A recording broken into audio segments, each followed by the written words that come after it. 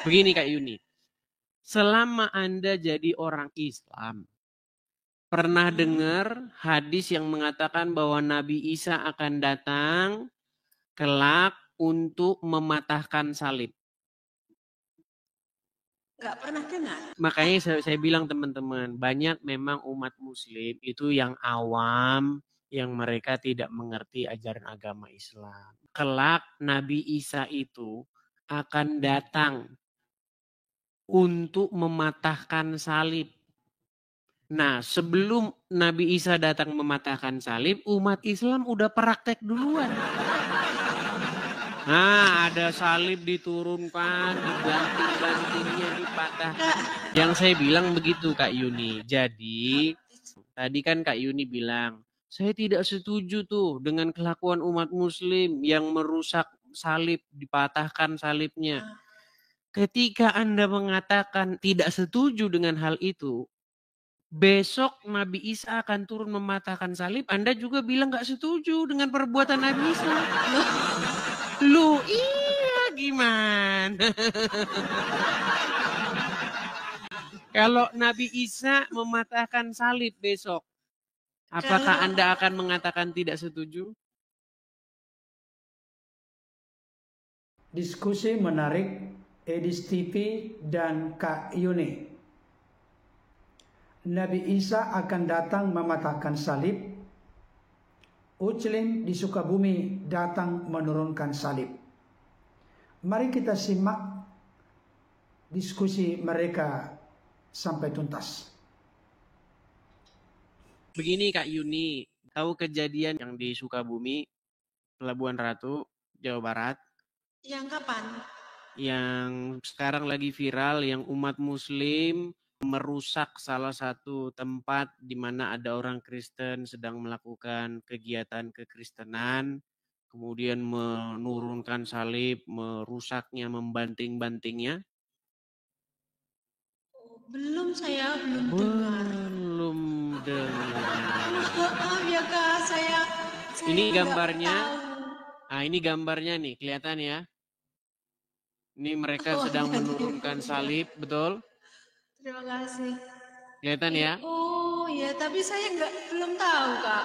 Belum tahu. Sebelumnya saya tanya dulu, setuju nggak Anda kalau ada umat muslim yang merusak gereja, ada salib Kak, begitu terima kasih Kak Buahiro. dipatahkan, diturunkan?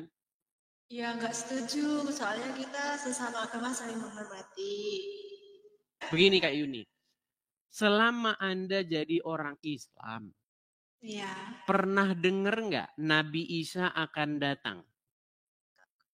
Pernah dengar hadis yang mengatakan bahwa Nabi Isa akan datang kelak untuk mematahkan salib?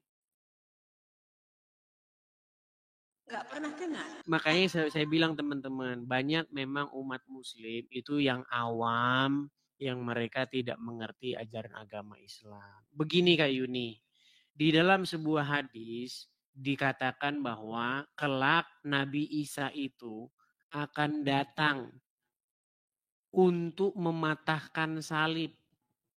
Nah, sebelum Nabi Isa datang mematahkan salib, umat Islam udah praktek duluan. Nah, ada salib diturunkan, dibanting-bantingnya, dipatahkan. Yang saya bilang begitu Kak Yuni. Jadi, tadi kan Kak Yuni bilang, saya tidak setuju tuh dengan kelakuan umat muslim yang merusak salib, dipatahkan salibnya. Ketika Anda mengatakan tidak setuju dengan hal itu, besok Nabi Isa akan turun mematahkan salib, Anda juga bilang gak setuju dengan perbuatan Nabi Isa. Loh iya gimana? Kalau Nabi Isa mematahkan salib besok, apakah Anda akan mengatakan tidak setuju? Ya kan Nabi, ya saya setuju aja. Nah, berarti Anda setuju.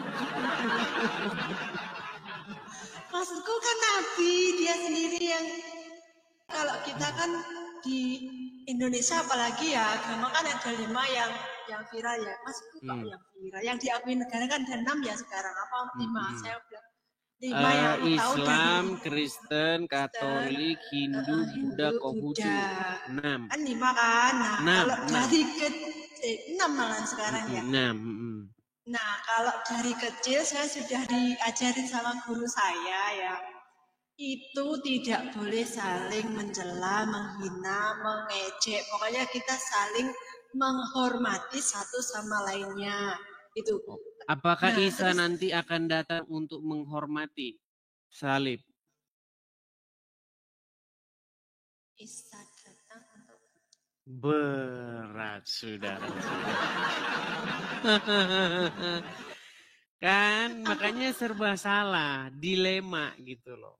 Jadi sebenarnya gimana? Kita ini harus berhenti munafik begitu loh ya. Jangan kita ini hidup dalam kemunafikan bahwa Islam itu memang ada di ajaran Islam itu yang mengajarkan kebencian terhadap simbol Kristen. Salah satunya adalah salib.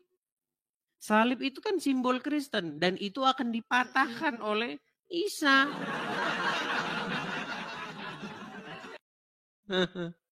Waduh, menangis deh. Oke, Kak Yuni cukup ya? Enggak kurang lama toh? Enggak kurang lama toh. Iya, ya ampun, masa sebentar doang. Begini Kak Yuni, nanti banyak muslim-muslim yang protes sama saya. Bilang begini, kamu ya beraninya sama Islam yang awam. Katanya gitu. Atau gini aja dah, oke kita lanjutkan. Saya mau memberitakan begini. Kalau menurut Kak Yuni ini, Isa itu di dalam ajaran agama Islam itu merujuk kepada Yesus ya, betul? Isa itu kalau di Islam itu setahu saya yang aku yakini nabi. Iya, merujuk kepada Yesus, betul nggak? Ya nabi.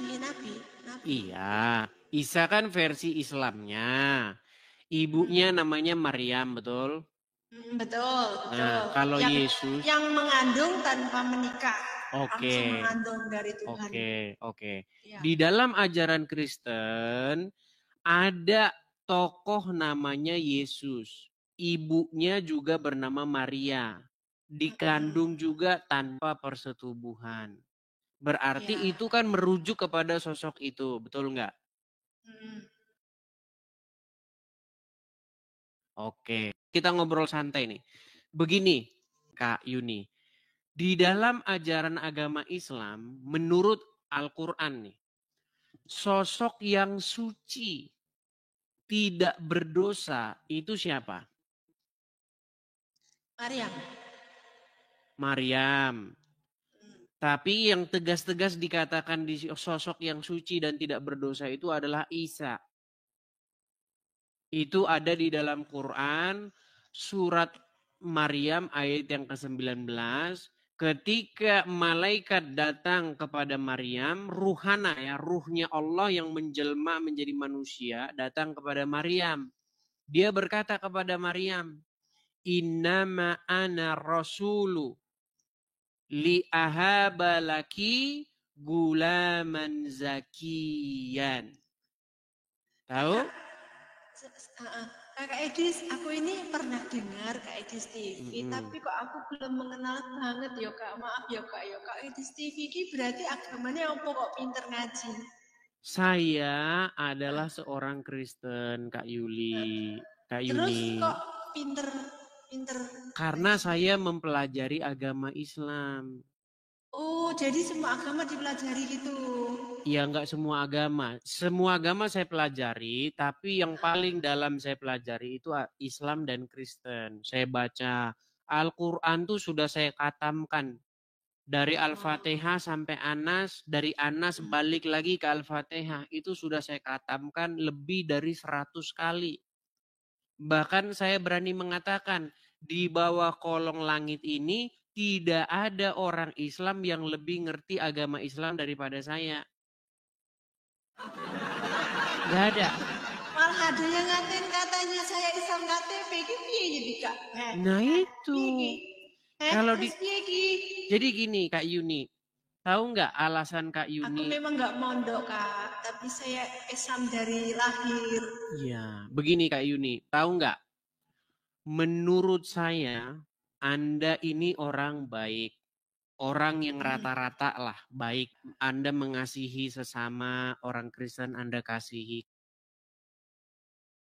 Alasannya karena Anda Islam KTP.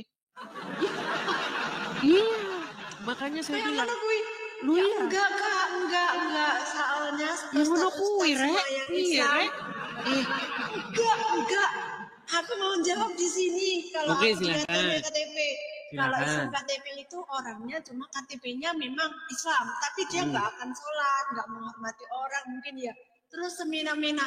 Tapi saya masih menghormati orang lain, menghormati ibu saya terutama ya, menghormati kedua orang tua itu wajib. Terus saya juga ngaji, sholawat, sedekah, semua tak lakukan loh Kak. Aku bukan Islam KTP. Ya, justru Anda melakukan itu Kak Yuni karena Anda tidak menjalankan ajaran agama Islam. Makanya saya bilang, Anda akan baik-baik saja jika Anda Islam KTP. Tetapi jika Anda mempraktekkan ajaran agama Islam, yang terjadi ya seperti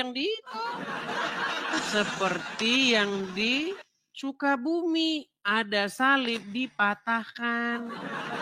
Oh, berarti itu belum belajar. Justru itu sedang melaksanakan ajaran agama Islam, Kak Yuni.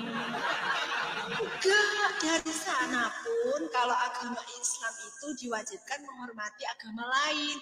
Nah, ustadz-ustadz yang saya dengarkan dari ustadz siapa? Hadi Hidayat, Bu Yahya semua, kita itu hidup di Indonesia harus saling menghormati antar sesama agama.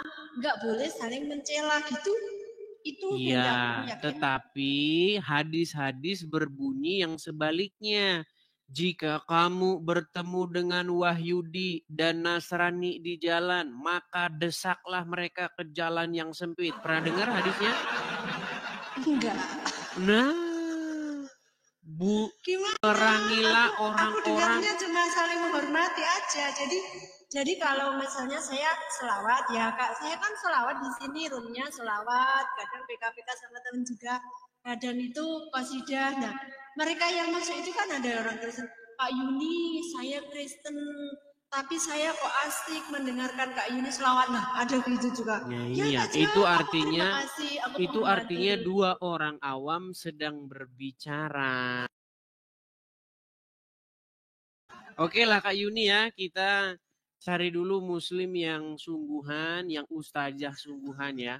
Oh, saya mau pesan. Ada satu video menarik nih. Jadi Kak Yuni ya Allah, besok kalau ustazah sungguhan, begini. Memang aku bukan ustazah Kak. Oke. Saya mau rakyat biasa Islam. Oke, baik. Saya ya, Kak Yuni tahu nggak kesibukan nanti di surganya umat muslim? Kesibukannya ya kita apa yang dilakukan di dunia, amal ibadah kita itu di sana nanti dibalas. Itu. Oke, baik. Ini kesibukannya ya. Oke, coba Kak Yuni dengarkan. Besok kalau pengajian, coba Kak Yuni angkat ini tema ini. Coba ya. Saya pengen tahu reaksinya Kak Yuni ya. Dengarkan. Kaum muslimin. Tapi kata Rasulullah, kesibukan para lelaki nanti di dalam surga adalah, malu saya ceritakan ini. Mau terus? Kesibukan para lelaki yang masuk surga di surga adalah memecah perawan istri-istrinya. Loh, perawan istri-istrinya. Habis malam pertama dapatkan perawan istri, selesai dia perawan lagi. Nah itu kalau yang benar-benar soleh, laki-laki yang soleh perbuatannya baik, memang di sana dibalas oleh bidadari. Nah, yang baik loh ya.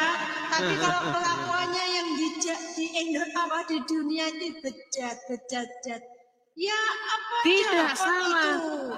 Justru kalau yang penting mengucapkan syahadat. Aduh, banyak sekali yang tidak diketahui oleh Kak Yuni nih ya. Perhatikan ya. Nih.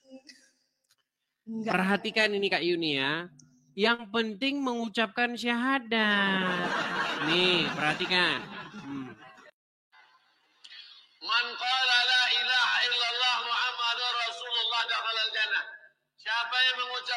ilaha illallah Muhammadar Rasulullah dakhalal jannah. Semua umat Muhammad sallallahu alaihi wasallam masuk surga. Itu nanti setelah perbuatan jahat itu dihisab. Bagaimana kalau dia berzina? Bagaimana kalau dia mencuri? Kata Nabi, wa in zana wa in saraq. Dia berzina, dia mencuri, tetap masuk surga. Tapi karena dia bertobat. Tidak ada karena bertobat, karena mengucapkan syahadat. Iya benar, ini kalau sudah masuk di alam sana ya, nanti kita itu dosa sekecil apapun, perbuatan kita salah segini pun itu ada balasannya. Jadi misalnya yang benar-benar baik ya Kak ya, kalau sudah di alam surga nanti langsung masuk surga, wah itu enak gitu. Tapi mereka yang berbuat dosa, misalnya merasani uang, mencela uang, membunuh orang, itu tetap mendapatkan dosa. Nah, di sana itu dihabiskan dulu Baik, itu. Nampaknya dia masih mau lanjut teman-teman. Oke, kita lanjutkan. Nggak apa-apa, dia nampaknya masih bersikukuh. Oke. Tadi Anda katakan, oke lanjutkan dulu, lanjutkan. Nanti kalau benar-benar sudah ibaratnya udah dicuci bersih sih karena dia bersyahadat, lama kelamaan nanti dia memang masuk surga gitu. Kak, tapi nanti setelah dosa-dosanya semua tadi habis. Oke. Sekarang saya mau tanya, apa yang Allah inginkan untuk umat manusia? Apakah Allah ingin supaya manusia bertaubat dan tidak berbuat dosa? Allah menginginkan manusianya itu bersujud kepadanya. Sebentar, coba perhatikan pertanyaan saya nih. Ya. Apa? Ini tapi jangan bertengkar loh ya. Iya, kita tidak bertengkar. Kita ini berdiskusi. Nggak bertengkar ya. Oke. Begini, Kak Yuni, ya. Gimana sih nyanyinya? Ada lagu itu. Gadis kerudung hitam pujaan. Iya kan? Betul nggak? Nah, kita berjumpa di teras Sintaro. Oke, baik. Gadis kerudung hitam. Saya mau tanya dulu. Apa yang Allah inginkan umat manusia kerjakan? Bertaubat atau berbuat dosa? Berbuat baik. Jadi mereka yang sudah dilahirkan dari kecil berbuat baik, gimana? Mati berbuat baik, bersujud kepada Allah. Nah, jadi kalau yang lahir kok sudah lahir dari orang baik-baik dan dia bisa menjaga perbuatannya baik-baik terus, nanti langsung cepet aja masuk surga ya. Tapi mereka yang berbuat dosa, yang pokoknya berdosa, berbuat jahat gitu. Tapi kok mau bertaubat, Allah tetap mengampuni gitu Kak. Jadi nanti benar Allah sudah mengatakan gini, sebaik-baik orang itu orang yang bertaubat. Jadi mereka yang sudah berbuat baik, jangan mencela orang yang berbuat jahat. Orang yang berbuat jahat suatu saat pasti juga bisa baik. Jadi kita yang baik sama yang jelek harus saling menghargai, nggak boleh mencela. Baik, sudah bisa saya tanggapi? Bisa saya tanggapi? Suara saya tiba-tiba hilang atau bagaimana nih teman-teman? Apakah suara saya terdengar? Yang aku pelajari ya. Saya bukan lulusan pondok Kak. Saya bukan lulusan pondok, tapi dari kecil itu sudah sekolah ngaji, sudah diajarin sama ustadz saya. Bahwa intinya orang itu suruh bersujud, suruh beribadah, gitu, berbuat baik. Itu aja. Semua agama mungkin mengajarkan berbuat baik. Baik. Sekarang saya balik ya. Itu bukan ajaran agama Islam. Semua agama ya. Sebentar, suara saya terdengar? Selesai. Apakah suara saya terdengar? Oke, ya. Oke. Baru Kasih yang sama Anda teman-teman. utarakan tadi, Kak Yuni, yang baru Anda narasikan tadi itu bukan ajaran agama Islam. Ajaran agama Islam itu yang sebaliknya. Aneh. Oke, nih saya kasih tunjuk. Aneh ini Kak Adis. Suka sekarang gini. Kalau orang tidak berdosa, orang tidak berbuat dosa, kan ada itu dalam agama Islam itu disebut dengan taubatan nasuha. Orang yang tidak berbuat dosa, betul? Allah suka nggak dengan orang yang tidak berbuat dosa? Allah suka orang yang tidak berbuat dosa. Dan Ah, Allah suka tidak. orang yang berbuat Kalau taubat. tidak berbuat dosa, justru dimusnahkan sama Allah. Nih, saya tunjukkan hadisnya. Waduh, berat. Bingung aku. Baik, saya tunjukkan Enggak. hadisnya ya. Nih, ini sebuah hadis, perhatikan. Yang penting tidak menyebutkan Allah. Nih ya, ini Imam Muslim, Sohih hadis riwayat Muslim nomor 2749. Apa dikatakan?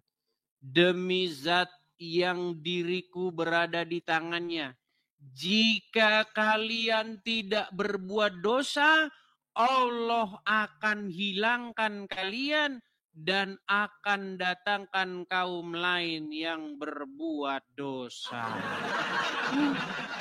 Iku mungkin ketikanya salah itu. Ketikanya Saya belum pernah salah. membaca itu. Baik, kita cari Saya yang belum model yang pernah lain. melihat seperti itu. Waduh, makanya saya bilang tadi, pantas Anda masih Islam. Perhatikan ya. Nih, ini hadisnya lagi nih. Sahih Muslim 4936. Jangan dibilang ketikannya salah nih. Rasulullah Shallallahu Alaihi Wasallam telah bersabda, demi zat yang jiwaku di tangannya, seandainya kamu sekalian tidak berbuat dosa sama sekali, niscaya Allah akan memusnahkan kalian. Nah, Kak, tapi selama ini usia saya sudah sekarang 40 loh ya. Saya belum pernah melihat ini, baru kali iya, ini. makanya saya bilang, oh, saya balik Berarti dulu kamera bisa-bisa saya. ini. Oke, saya mau mengatakan sesuatu yang sangat bombastis nih. Saya tanggapi ya. Tadi kan Anda bilang sudah umur 40 belum pernah dengar ajaran seperti itu dalam Islam kan? Makanya Itu saya belum bilang pernah. begini. Soalnya Makanya gini. selama ini Makanya saya oke, ini statement saya. Seandainya Kak Yuni mau mendalami agama Islam dalam satu malam ini, malam hari ini sungguh-sungguh mendalami agama Islam dengan saya, nanti malam Kak Yuni akan tidur nyenyak, tetapi besok pagi Kak Yuni akan telepon tukang loak. Halo tukang loak, apa? Tolong datang ke rumah, angkut hadis-hadis ini dan bawa bersamamu. Aduh. Oke lah Kak Yuni ya, kita undang muslim yang lain ya. tapi ya Kak ya, pokoknya kayak di Dia mau aku, terus teman-teman. Sepengetahuanku, aku itu Kak ya, Ustadz berapa aja yang aku ikuti, yang aku dengarkan, yang aku pelajari ya semua. Ini hadis ya, belum pernah aku mendengarnya. Iya, Benar, makanya saya bilang. baru malam ini, kali ini. Iya, baru dengar. Berbuat dosa, maka aduh, gak Dimusnahkan. masuk itu. Iya, aneh kan? Aneh Itu kan? mungkin yang ngetik salah kok. Yang ngetik salah. Atau gini, ada HP satu lagi di situ. Ada. Coba diketik di situ hadis spasi tidak berbuat dosa akan dimusnahkan oleh Allah. Hadis yang menyatakan bahwa jika manusia tidak berbuat dosa, Allah akan menganiaya dengan kaum lain yang akan berbuat dosa dan Betul kan? aneh Kak. Wah, ringkasan AI ya. Berat. Ini tulisannya ada ringkasan AI. Ada kan? Yang membuat AI. Yang membuat AI? Ini ada tulisannya ringkasan. Oke, coba AI. cari hadisnya. Coba jangan cuma satu itu, coba yang lain. Hadis yang dimaksud demi that yang jiwaku berada di tangannya, seandainya kalian tidak berbuat dosa, saya Allah akan mengganti kalian dengan kaum yang berbuat dosa. Nah, Kemudian mereka bermohon ampun kepada Allah, lalu Allah mengampuni mereka dari berat, saudara. Oh, berarti intinya iki awake dhewe kan berbuat dosa ora masalah, sing penting kok tobat ngono to. Iya. Nah, Makanya. tapi aku kok mau berbuat dosa dia. Nah, itu dia. Kalau kamu tidak berbuat dosa, sama Allah kamu akan dimusnahkan. Makanya justru yang penting itu Anda kalau jadi muslim, berbuat dosalah sebanyak-banyaknya. Nanti ucapkan syahadat masuk surga. Enggak gitu. Konsepnya enggak gitu, Kak. Enggak Terus gitu. gimana? Kalau yang saya pelajari dari dulu ya, Mm-mm. nah Ustadz saya itu namanya Amir Samsuri, ada juga yang Ustadznya itu namanya Pak Puji, itu terkenal juga di desaku. Mm-mm. Kalau yang dari YT ya, nggak boleh nyebut lengkap ya, YT ya, itu Ustadz Hadi Hidayat, itu lulusan dari luar negeri juga. Duh, Adi Hidayat mah tiap hari udah. Adi Hidayat dia nggak berani sama saya diskusi. Ayo nih. Tangan dulu sedikit. Oke, silakan. Gini, kalau dalam pengertianku, pelajaran yang aku pelajari ya, agama yang pelajari gini Kak. Manusia itu kalau berbuat dosa segunung apa tingginya, segunung Himalaya ya, sedalam apa laut, paling dalam di dunia apakah? Laut di Filipina, Palung Mindanao.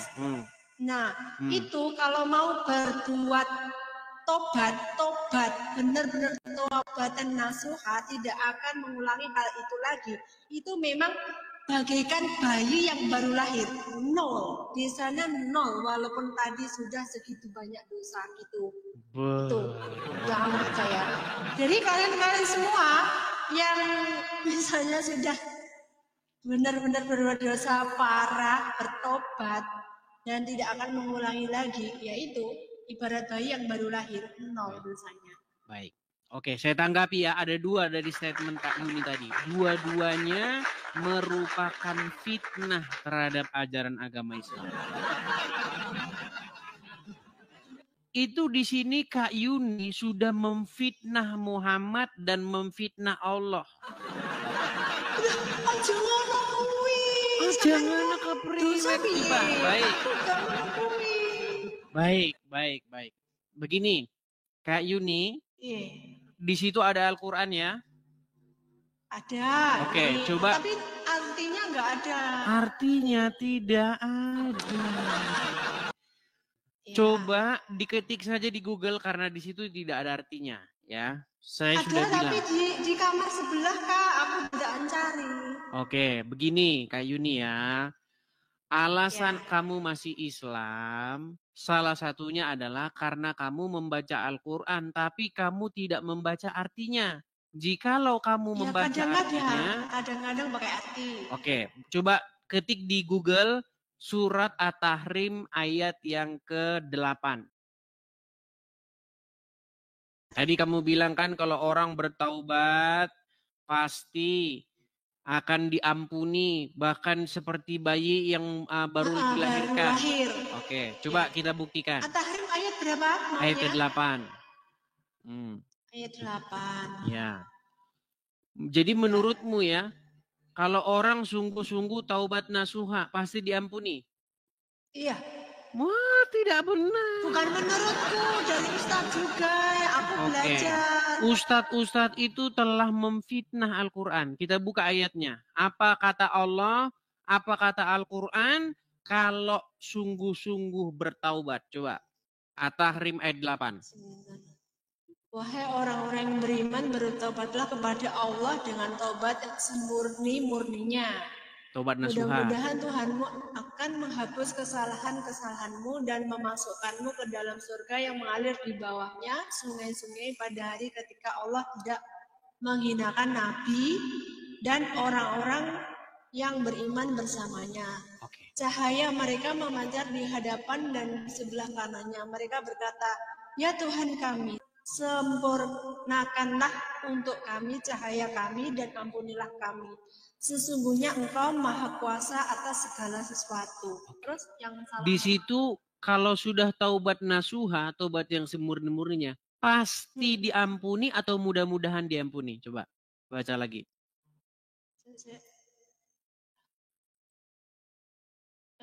Mudah-mudahan Tuhan. Mudah-mudahan berarti semoga. Mudah-mudahan atau pasti? Mudah-mudahan. Mudah-mudahan. Jadi kalau Kak Yuni bertaubat dengan taubat nasuha, mudah-mudahan. Coba sekarang saya tanya. Iya mudah. Sekarang saya tanya. Yang ngomong mudah-mudahan diampuni siapa? Surat At-Tahrim ayat 8. Iya, yang bicara di situ siapa? Yang berfirman mudah-mudahan Tuhanmu akan mengampuni siapa? Allah. Masa Allah ngomong mudah-mudahan Tuhanmu akan mengampuni? Masuk akal nggak Allah bilang bertaubatlah kamu dengan taubatan nasuha, mudah-mudahan Tuhanmu. Loh, masa Allah ngomong mudah-mudahan Tuhanmu? Coba baca lagi coba. Mudah-mudahan Tuhanmu, betul nggak? Aku iki mus. Allah, aku ki Islam ya Kak. Islam memang Islam Kak aku, tapi ki aku nggak lulusan pondok jadi nek kon jelimet aku dewi malah mumet. Iya mulakno kuwi, Cak. Saya tak pelajaran ini. Sing penting pokoknya yo sing ning jero atiku sing tak pelajari selama iki ngene Kak. Aku dilahirkan dari seorang Islam kan, bapak ibu Islam juga. Dari kecil sudah dilatih ngaji. Sing penting kowe aja menghina orang lain, aja mencela agama lain, saling menghormati. Ngono. Wes, jadi mbak kakak agamane Kristen, aku Islam, ya ora masalah. Agamamu, agamaku, agamaku. Intinya wis ngono. Jadi, piye? Nak masalah ini mengelok arti ini kan malih mudah-mudahan. Padahal selama ini yang aku dengarkan kan pasti diampuni ya. Baik. Oke, jadi itu mudah-mudahan ya. Ternyata selama ini dengarnya pasti diampuni. Ternyata mudah-mudahan. Ternyata menurut Al-Quran mudah-mudahan ya. Tidak ada kepastian, betul? Ya mudah-mudahan. Tapi kalau ini salah ketik gimana Kak? Kalau salah ketik lagi. Oke, ini yang terakhir nih. Yang terakhir. Begini Kak Yuni. Tadi Kak Yuni bilang, kalau dosa-dosanya sebesar gunung Himalaya, ya kan, dan sedalam lautan akan diampuni. Salah, akan ditimpakan kepada Wahyudi dan Nasrani. Nah, nggak tahu nih, saya balikin. Makanya setiap Kak Yuni ngomong isinya berisi fitnah terhadap ajaran agama Islam. Ya Allah. Baik, saya tunjukkan hadisnya ya. Saya tunjukkan hadisnya nih, perhatikan. Ini hadisnya riwayat Muslim. Pada hari kiamat kelak, Allah Ta'ala akan menyerahkan seorang Yahudi ataupun seorang Nasrani kepada orang Muslim.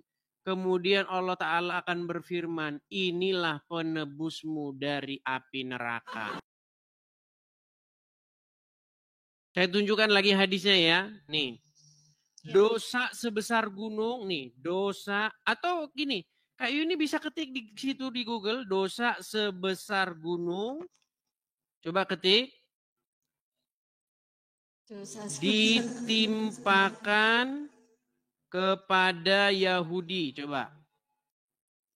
Kalau Yahudi dosa sebesar gunung akan ditimpakan kepada Yahudi. Nih hadisnya, saya bantu dari sini.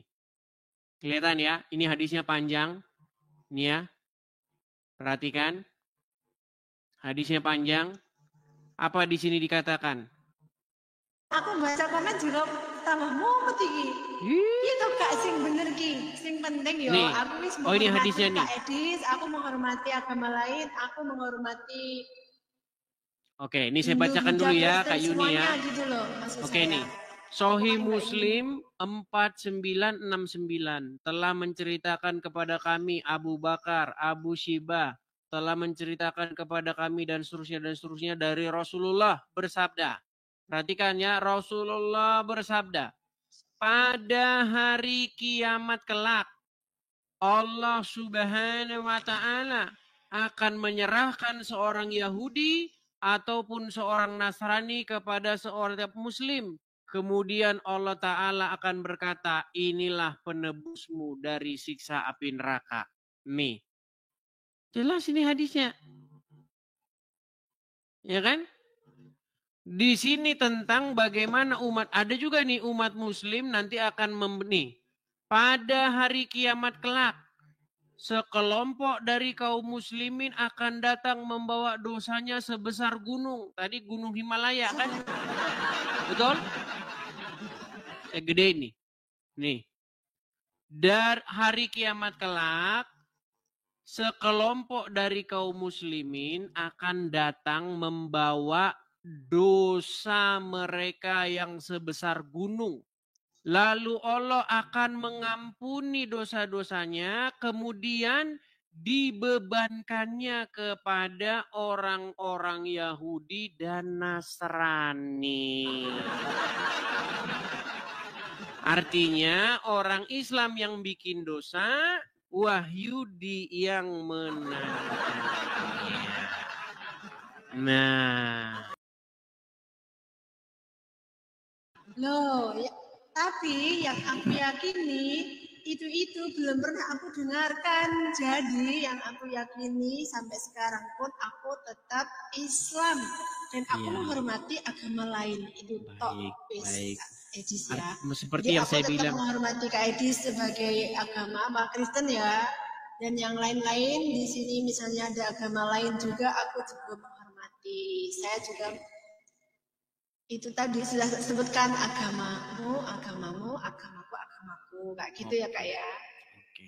Jadi Kak Yuni, pesan saya juga yang terakhir, saya katakan, jikalau Kak Yuni sungguh-sungguh mendalami agama Islam, ingin menyisihkan waktunya dalam semalam saja mendalami agama Islam, nanti Kak Yuni akan tahu isinya seperti itu, yang selama ini tidak pernah Kak Yuni dengar. Nah, setelah nanti mempelajari dan membacanya, ingat besok pagi siap-siap telepon tukang loa. Halo tukang loa, tolong datang kemari, ini ada buku-buku, tolong angkut ini, bawalah pergi dari rumah saya. Saya belajarnya usia semakin bertambah itu hanya ingin mendekatkan diri kepada Tuhan, yaitu Allah yang aku percayai ya. Allah itu Tuhan aku. Okay. Jadi aku nggak ingin merusak pikiranku yang dengan yang lain-lain gitu. Tetap. Baiklah, saya hargai. Tapi pesan terakhir saya nih, Kak Yuni. Di dalam Al-Quran disuruh beriman kepada Injil dan Taurat, betul? Betul, semua kitab aku juga tahu. Oke.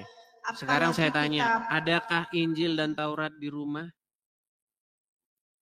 Enggak ada. Tidak.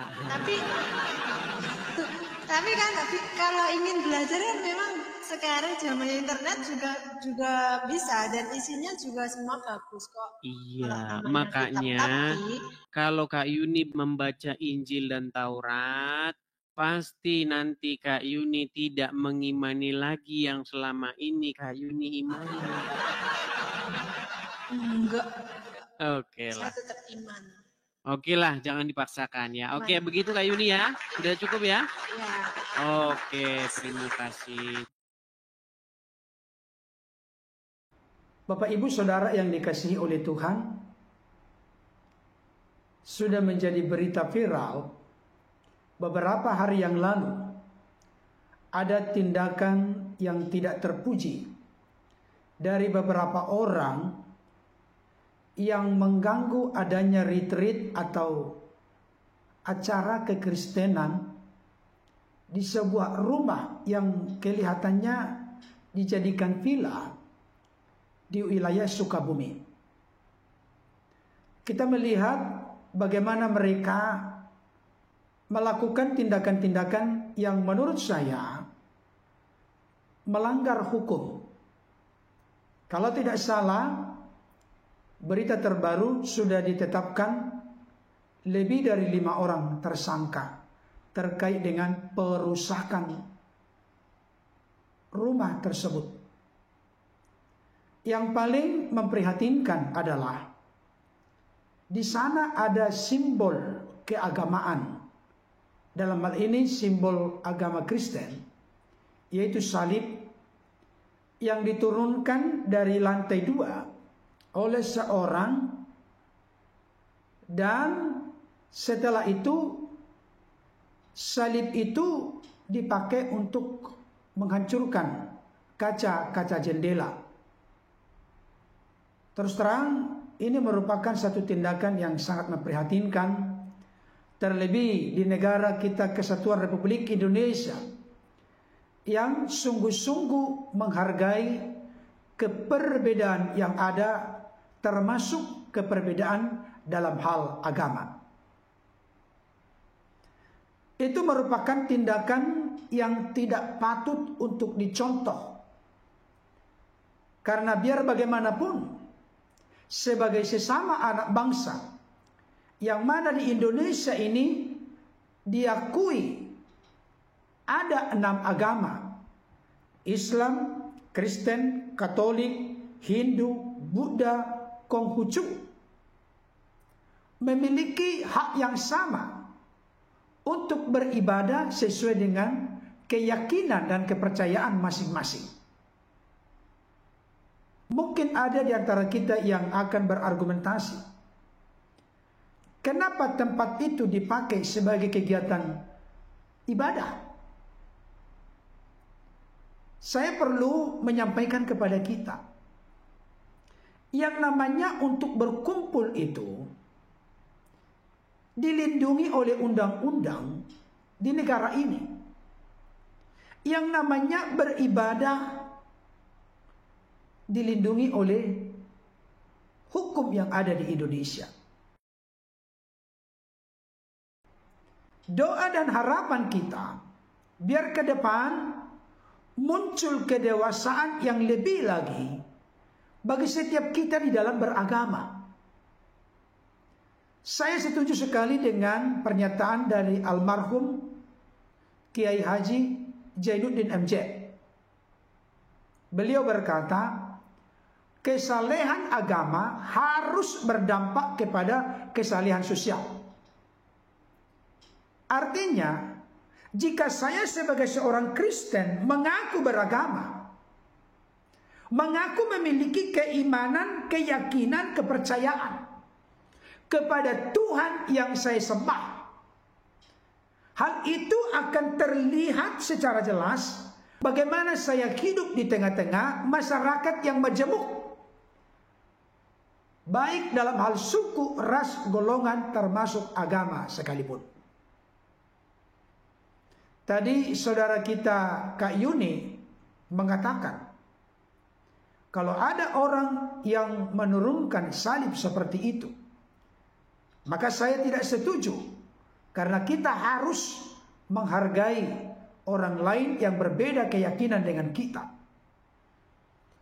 Ini pernyataan yang sangat bagus, pernyataan yang sangat indah. Tetapi yang menjadi pertanyaan penting untuk kita renungkan bersama, apakah seperti pernyataan dari Kak Yuni ini, realita kenyataannya sama dengan di lapangan? Itu yang perlu kita renungkan dan pikirkan sebagai orang-orang yang mengaku beragama. Saudara yang dikasihi oleh Tuhan, diskusi antara Edis TV dan Kak Yuni ini kelihatan sekali mengingatkan dan menyadarkan kepada kita supaya janganlah di dalam beragama kita melihat dan menilai agama orang lain dari sudut pandang agama kita. Di dalam beragama, kita tidak boleh menilai doktrin ajaran orang lain dari sudut pandang ajaran dan keyakinan doktrin kita. Tadi Kak Yuni mengatakan, bagimu agamamu, bagiku agamaku. Ya, saling menghargai atas keperbedaan yang ada, termasuk dalam hal keperbedaan agama. Agama yang berbeda pasti memiliki doktrin dan ajaran yang berbeda pula. Kalau tidak ada perbedaan, tidak mungkin ada agama lain. Satu saja agamanya. Tetapi berbicara tentang relasi hubungan kita kepada Tuhan itu bersifat pribadi. Oleh karena itu, sekali lagi saya tekankan dalam kesempatan ini, sangat disayangkan tindakan-tindakan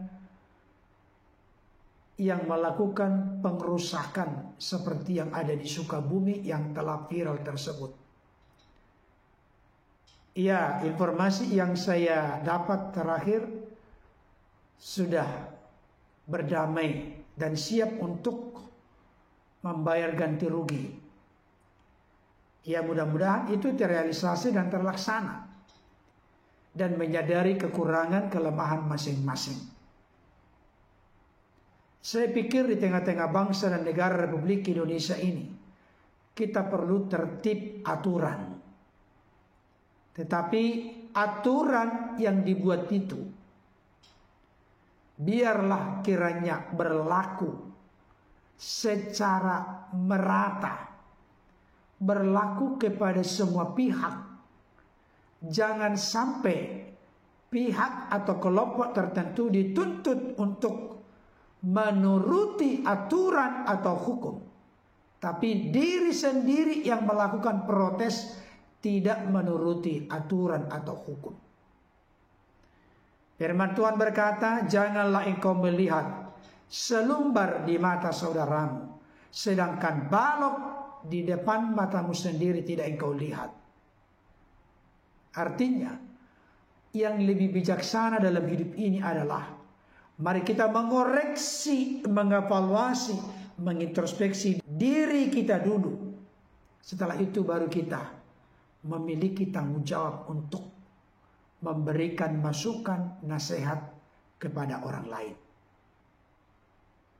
Mari kita menghargai kebersamaan di tengah-tengah keperbedaan, termasuk dalam hal keperbedaan agama, doktrin, ajaran maupun keyakinan.